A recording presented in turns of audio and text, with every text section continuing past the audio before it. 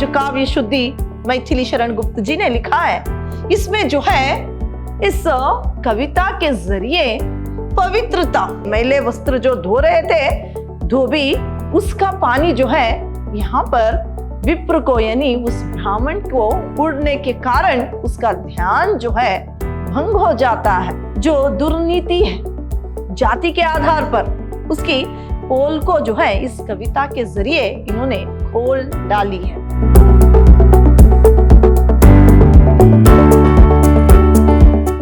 प्रणाम, मैं Rihanna S, अति उत्तम विद्याश्रम की हिंदी प्रवक्ता।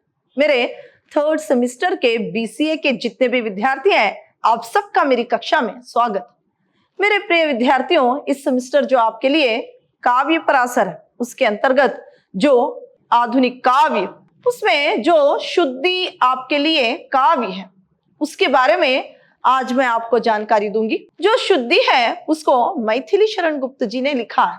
पहले मैं आपको मैथिली शरण गुप्त जी के बारे में संक्षिप्त में जानकारी दूंगी। मैथिली शरण गुप्त, इनका जो जन्म है वो 1886 में 1886 में वीर गांव के झांसी उत्तर प्रदेश में हुआ। इनकी रचनाएं जो हैं वो इस प्रकार है: साकेत, जय भारत, पंचवटी, झंकार, यशोधरा, द्वापर, विष्णुप्रिया, भारत भारती आदि। और इनकी मृत्यु जो है वो 1966 में हुई, 1964 में इनकी मृत्यु हुई। मैथिली शरण गुप्त जो है वो राष्ट्र कवि भी है। जो आपके लिए शुद्धि है, जो काव्य शुद्धि मैथिली शरण गुप्त जी ने लिखा है, इसमें जो है इस कविता के जरिए पवित्रता और शुद्धि जो है, उसकी पवित्रता और शुद्धि की सही एक पहचान इन्होंने इस कविता में दी है। सही पहचान, पवित्रता और शुद्धि क्या होती है, इसकी पहचान जो है इस कविता के माध्यम से इन्होंने दी है। इसके साथ जाति व्यवस्था और उस पर आधारित शुद्धि बोध पर करारा व्यंग भी किया है। जो जाति व्यवस्था है और जो कि यहाँ पर शुद्धि बोध जो है उस पर करारा व्यंग भी इन्होंने इस कविता के जरिए क्या है कसा है, करारा व्यंग भी किया है। जो आपके लिए शुद्धि कविता है वो इस प्रकार है: सरिता तट पर था छोटा सा हरियाली का पुंज, वृक्ष लता गुल्मों ने मिलकर बना लिया था कुंज। यहाँ पर पुंज का अर्थ है, यहाँ पर क्या है, बहुत ज्यादा जो एक ढेर होता है उसको पुंज कहा जाता है। कुंज का अर्थ यहाँ पर राशि। तो यहाँ पर सरिता का अर्थ है नदी। नदी के एक तट पर छोटा सा हरियाली का ढेर जो है बना हुआ था। हरियाली का ढेर था और वहां पर जो पेड़ है, वृक्ष है और जो बेल है, इनकी भी राशियां थी। यानी इसका मतलब है वहां पर पेड़ और बेलें, जो पौधे हैं, बहुत ज्यादा थे। इस तरह से क्या है, सरिता के तट पर इस तरह का क्या है एक वातावरण था। करके स्नान वहां कोई द्विज हुआ ध्यान में मग्न, पर दुर्भाग्य निखटी धोबी था स्वाकार्य संलग्न। तो यहाँ पर देखें, करके स्नान वहां कोई द्विज का मतलब है एक ब्राह्मण, फिर मग्न का मतलब है क्या है, उसमें पूरी तरीके से क्या है ध्यान में डूब जाना। फिर यहाँ पर देखिए, संलग्न का मतलब है अपने कार्य को करते रहना, कार्य में जुड़ना, संलग्न। तो यहाँ पर जब सरिता के तट पर जो एक वातावरण इतना सौंदर्य था, जहां पर वृक्ष पेड़ बहुत ज्यादा थे और बहुत ज्यादा हरियाली का एक ढेर भी बना हुआ था, वहां पर एक ब्राह्मण ने स्नान करके वहां पर आता है और जो है वो अपने ध्यान में जो है मग्न हो जाता है। वहीं पर एक धोबी जो कपड़े धो रहा था, वो भी अपने कार्य में जुड़ा हुआ था, वो अपने कार्य में तल्लीन था। क्या है, यहाँ पर सरिता के तट पर एक ब्राह्मण जो है स्नान करने के बाद वो ध्यान में मग्न हो जाता है। वो वहीं सरिता पर, वहीं नदी में एक धोबी जो है कपड़े धोने में अपने कार्य में वो जुड़ा हुआ था, लगा हुआ था। छींटों से छींटों ने आकर भंग कर दिया ध्यान, निकला कोप कृपाण विप्र का छोड़ क्षमा का म्यान। फिर जो धोबी कपड़े धो रहा था, जैसे ही वो कपड़े धो रहा था, उस कपड़ों से जो पानी उड़ रहा था, जो छींटे उड़ रहे थे, वो छींटों ने जो है ब्राह्मण का जो ध्यान था उसे भंग कर डालता है। यानी वो पानी जब उसके बदन पर उड़ता है, छींटे जो पानी के, जो मैले पानी की छींटे, मैले वस्त्र जो धो रहे थे धोबी, उसका पानी जो है यहाँ पर विप्र को, यानी उस ब्राह्मण को उड़ने के कारण उसका ध्यान जो है भंग हो जाता है। फिर निकला कोप कृपाण विप्र का छोड़ क्षमा का म्यान। तो अभी विप्र, वो ब्राह्मण बहुत ज्यादा क्रोधित हो जाता है, क्योंकि उसका ध्यान जो है भंग हो गया था।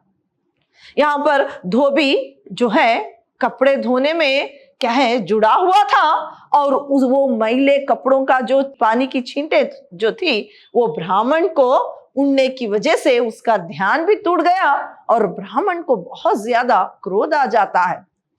फिर क्या है, वो क्रोधित होकर वो क्रोध में जो है डूब जाता है। वो जो है क्षमा का म्यान भी छोड़ देता है, क्षमा जो है करने का एक म्यान भी वो छोड़ देता है। इतना क्रोध जो है उसे आ जाता है उस धोबी पर। अरे नीच, क्या फूट गए थे तेरे दोनों नेत्र, विप्र रोषवश रजक दोषवश कपित थे बन वेत्र। तो यहाँ पर क्रोध से वो तपस्वी, वो ब्राह्मण अभी धोबी को कहता है कि क्या तेरे दोनों आंखें, नेत्र यानी दोनों आंखें जो है फूट गई है क्या? तू देख नहीं सकता कि यहाँ पर कौन बैठा है? तेरे आंख जो है फूट गए हैं। फिर वो कहता है कि, और उसे ज्यादा क्रोध आ जाता है और वो रोष के मारे, यानी रोष यानी क्रोध जो है बहुत ज्यादा उसे आने की वजह से, रोष से ही वो कहता है कि तुमने दोष किया है, तुमने क्या है मेरी ध्यान को भंग करके तुमने क्या किया है, एक दोष किया तुम पर, क्या है तुमने मेरे ध्यान को भंग किया है और तुम दोषी हो। इस तरह से वो कहने लगता है। ब्राह्मण जो है धोबी को ये बात वो कहता है और उसके नेत्र जो है क्रोध से कांप उठते हैं, क्योंकि उसे इतना क्रोध आ गया था उस धोबी पर, क्योंकि उसके ध्यान को धोबी ने भंग किया था। अपराधी पर रौद्र रूप ने डाली दृष्टि कराल, किंतु जलाया किया उसी को उसका ज्वाला जाल। यहाँ पर धोबी जो है अपराधी के भांति अभी उस ब्राह्मण के सामने खड़ा था। अपराधी के भांति जो है ब्राह्मण के सामने क्या है वो खड़ा हुआ था।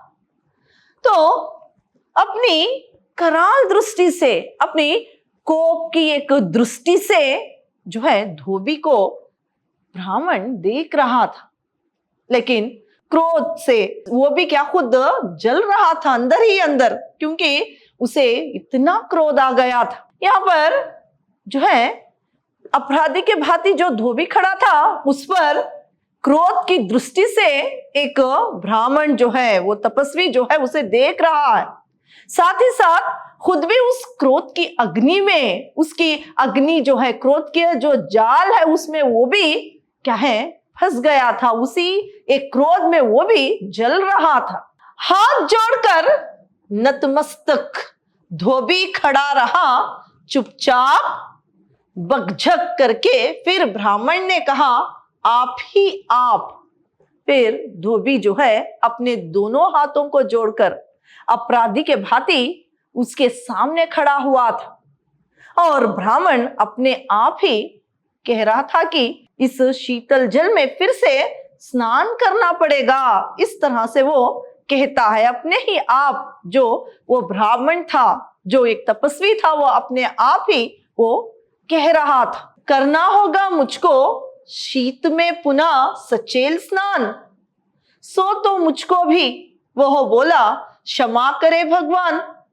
तो यहाँ पर जब विप्र, एक ब्राह्मण, वो जो तपस्वी था, वो कह रहा है कि अभी फिर से मुझे इस शीत जल में स्नान करना पड़ेगा, तभी ये जो धोबी था वो भी कहता है कि सही है, मुझे भी स्नान करना पड़ेगा।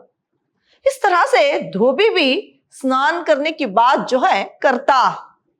तो यहाँ पर फिर से वो क्रोधित होकर उसकी ओर देखने पर क्या है, धोबी जो है क्षमा याचना करता है, क्षमा मांगता है, क्षमा कीजिएगा, मुझे भी स्नान करना पड़ेगा। इस तरह से फिर से वो कहने लगता है, तुझको भी फिर उग्र हो उठा द्विज, तुझको भी स्नान? हाँ, मुझको भी देव, आपके अशुचि शरीर समान। यहाँ पर जब वो कहता है कि धोबी मुझे भी स्नान करना पड़ेगा, धोबी जब इस बात को करता है तो यहाँ पर ब्राह्मण आश्चर्यचकित होकर कहता है कि क्या तुझे भी स्नान करना पड़ेगा? तो हाँ, धोबी कहता है कि हाँ, जिसे आपका शरीर जो अशुद्ध हो गया है, उसी प्रकार मैं भी, मेरा मन भी क्या है, अशुद्ध हो गया है। इस तरह से वो कहता है, हुआ आपकी शुचिता का है इस न छींटों से लोभ, किंतु छू गया है मुझको भी अशुचि आपका कोप। कोप यानी गुस्सा। यहाँ पर देखिए, अशुचि का मतलब है अशुद्धि, अशुद्ध। छू का मतलब है छू जाना। तो यहाँ पर देखिए, धोबी कह रहा है कि हुआ आपकी शुचिता का है इन छींटों से लोभ, किंतु छू गया है मुझको भी अशुचि आपका कोप। आपके शरीर को जो मैले कपड़ों की छींटों ने अशुद्ध किया है, वैसे ही आपके कोप ने, जो आपका गुस्सा है, उसने मुझे, आपके गुस्से ने मुझे अशुद्ध किया। इस तरह से धोबी जो है ब्राह्मण से कहता है। धोबी यहां पर कहता है कि जैसे मैले कपड़ों के छींटों ने जैसे आपको अशुद्ध किया है, वैसे ही आपके क्रोध ने मुझे अशुद्ध किया है। इस तरह से कहता है। यह सुनकर द्विज सन्न हो गया, नत था उसका भाल नहीं, रोष से अब लज्जा से था उसका मुंह लाल। ये बात सुनकर जो द्विज है, यानी ब्राह्मण जो है, वो सन्न हो जाता है, यानी वो कुछ कहे बिना ऐसे ही खड़ा हो जाता है। उसे आश्चर्य हो जाता है और वो सन्न हो जाता है, कुछ कहने के काबिल ही नहीं है, ऐसे वो सन्न होकर खड़ा हो जाता है।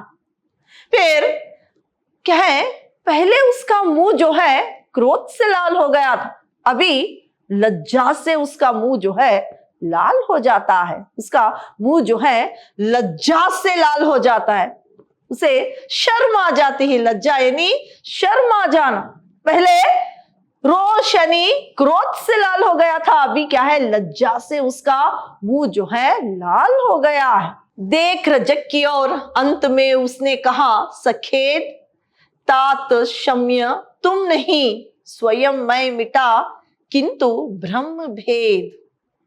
फिर ब्राह्मण ने रजक की ओर, रजक यानी उस धोबी की ओर, यानी रजक से खेत के साथ कहने लगा। रजक की ओर देखकर, उस धोबी की ओर देखकर कहने लगता है।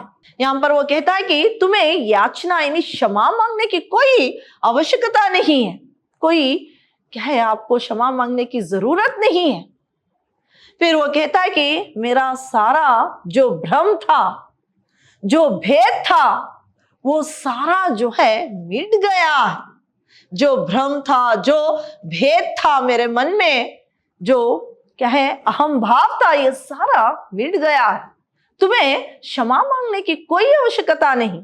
इस तरह से ब्राह्मण जो है धोबी से कहता है। फिर आगे देखिए, धुलकर नहीं वसन ही तुमसे रहे, सुयश से फैल, धो डाले तुमने इस जन के मन के भी सब मैल। यहाँ पर वसन का मतलब है वस्त्र, और यहाँ पर ब्राह्मण जो है धोबी से कहता है, तुमने सिर्फ कपड़ों को नहीं तुमने धो डाला, उससे मैल को नहीं निकाला, साथ ही साथ तुमने मेरे मन के मैल को भी निकाल दिया है। तुमने सिर्फ कपड़े धोकर उसे शुद्ध नहीं किया है, मेरे मन के मैल को, जो भेदभाव था, जो अहम भाव था, जो क्या है यहाँ पर अशुद्धि का एक भेद था, ये सब तुमने धो डाला है। इस तरह से यहाँ पर ब्राह्मण जो है वो धोबी से कहता है। तो यहाँ पर देखिए, एक ब्राह्मण जब सरिता के तट पर स्नान करके मग्न रहा, उस वक्त जो है वहां पर एक धोबी भी कपड़े धोते हुए वे भी अपने काम में जुड़ा हुआ था। अनजाने ही सही छींटे जो है वो क्या है, ब्राह्मण को उड़ने के कारण उसका ध्यान जो है भंग हो जाता है। फिर उसे क्रोध आ जाता है। क्रोध से वो क्या है, धोबी की ओर कराल दृष्टि से देखने लगता है, क्योंकि उसका ध्यान जो है भंग हो गया था। अभी यहाँ पर वो धोबी उससे क्षमा याचना मांगता है, लेकिन ये क्रोध से कांप रहा था, अपने ही क्रोध से वो जल रहा था। जब उसने अपने आप ही कहा कि मुझे फिर से स्नान करना पड़ेगा, तब जो है धोबी कहता है कि हाँ, मुझे भी स्नान करना पड़ेगा। ये सुनकर ब्राह्मण बहुत ही आश्चर्यचकित हो जाता है। फिर वो कहता है कि तुम्हें भी स्नान करना पड़ेगा, क्यों?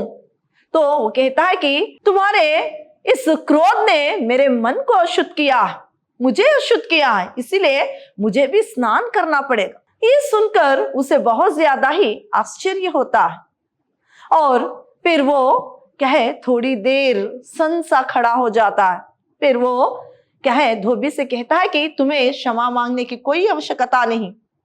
और अभी जब वो क्रोध से लाल हो गया था, अभी जो है लज्जा से लाल हो जाता है, और धोबी से कहता है कि तुम सिर्फ कपड़ों को नहीं धो डाला है, बल्कि मेरे मन में रहे अहम भाव को, इसको धोया है।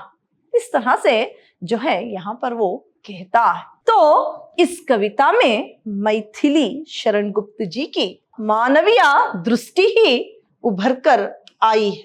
आदमी के जाति और काम के आधार पर ऊंच नीच समझने की दुर्नीति की उन्होंने पोल खोल दी है। देखिए, जो दुर्नीति है जाति के आधार पर, उसकी पोल को जो है इस कविता के जरिए इन्होंने खोल डाली है। उस एक बुराई पर इन्होंने टीका दी है, जो यहाँ पर समाज के लिए बताया है कि जाति का भेदभाव और काम के आधार पर जो है कोई ऊंचा और कोई नीचा नहीं होता।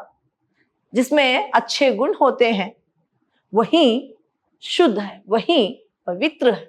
इसको यहाँ पर इस कविता के जरिए इन्होंने एक संदेश, एक नीति जो है सभी के लिए दी है। तो आज मैंने आपको शुद्धि कविता के बारे में बताया है। अगली कक्षा में किसी और कविता के बारे में जानकारी दूंगी। धन्यवाद।